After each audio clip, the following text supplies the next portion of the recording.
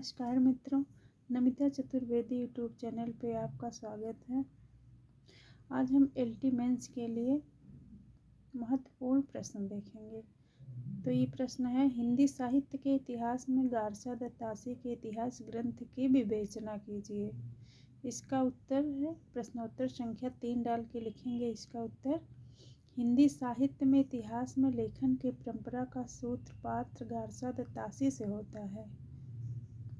ये फ्रेंच विद्वान थे तथा कभी भारत नहीं आए थे। ये आयरलैंड में हिंदुस्तानी भाषा के प्रोफेसर थे।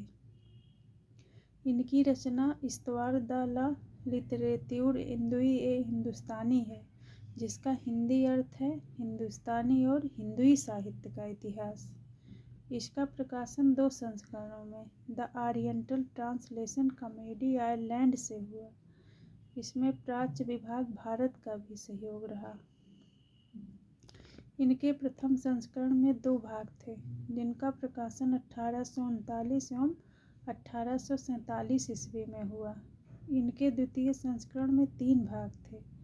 द्वितीय संस्करण के प्रथम 2 भागों का प्रकाशन 1870 में एवं तृतीय भाग का प्रकाशन 1871 ईस्वी में हुआ। गारसा दत्तासी के इतिहास ग्रंथ की विशेषताएं।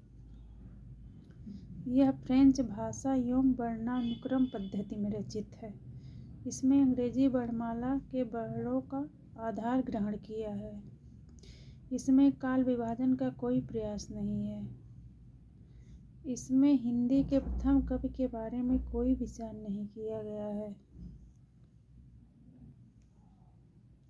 इनमें कुल 778 रचनाकारों को स्थान दिया गया है। इनमें से हिंदी के रचनाकार 72 हैं।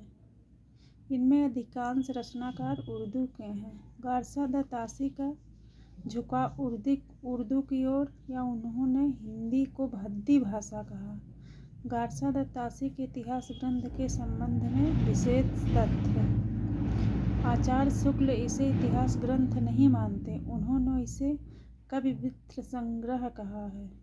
गारसा दत्तासी के इतिहास ग्रंथ के प्रथम 2 भागों का 1839 ईस्वी में मौलवी करीमुद्दीन ने क्रमशः तबकात ससुरा एवं तज़किरा-ई-शुअराई हिंदी नाम से उर्दू में अनुवाद किया। मौलवी करीमुद्दीन द्वारा अनुदित ग्रंथ में कुल 1004 रचनाकार थे। इनमें हिंदी के रचनाकार केवल 60 थे।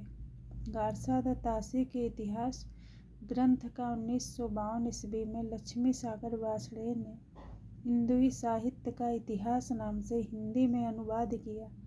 इसमें कुल 358 रचनाकार थे, जिनमें 220 रचनाकार हिंदी के थे।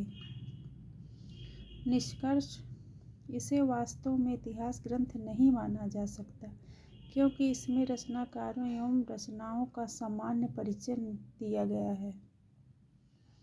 गारसा दत्तासी का महत्व इस दृष्टि से है कि उन्होंने आगे के इतिहासकारों को साहित्य का इतिहास लिखने की प्रेरणा दी। आज के लिए इतना ही। कल हम दूसरा प्रश्न लेके आएंगे। धन्यवाद।